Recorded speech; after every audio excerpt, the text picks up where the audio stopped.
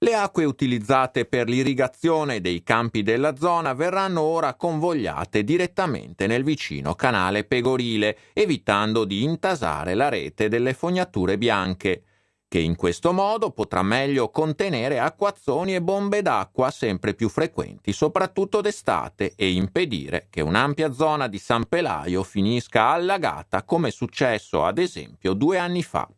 Sono stati ultimati in via Lovera, al confine con Ponzano, i lavori di messa in sicurezza idraulica. Il progetto del valore di 40.000 euro complessivi è stato cofinanziato al 50% ciascuno dal Comune di Treviso e dal Consorzio Piave, che ha realizzato l'opera.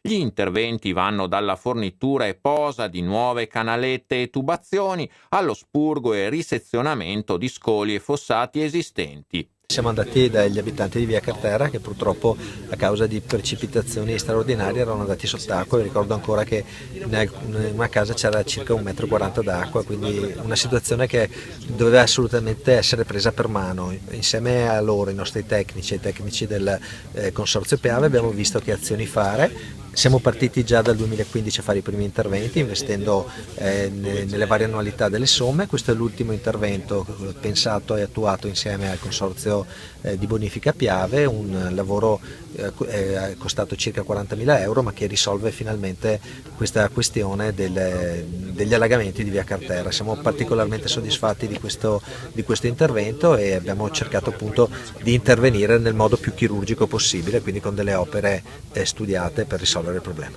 Come si diceva prima, il beneficio principale è spostare dell'acqua che nel momento delle difficoltà andava a caricare canali e comunque strutture urbane, spostandola direttamente sul fiume. Questo consente di avere meno difficoltà nel momento delle grandi piogge e quindi dare una risposta a questo tipo di problemi che sono sempre gli eventi meteorologici importanti. I lavori di San Pelaio si inseriscono nel piano del comune per migliorare la tenuta della rete idrica cittadina di fronte a precipitazioni atmosferiche sempre più improvvise e violente.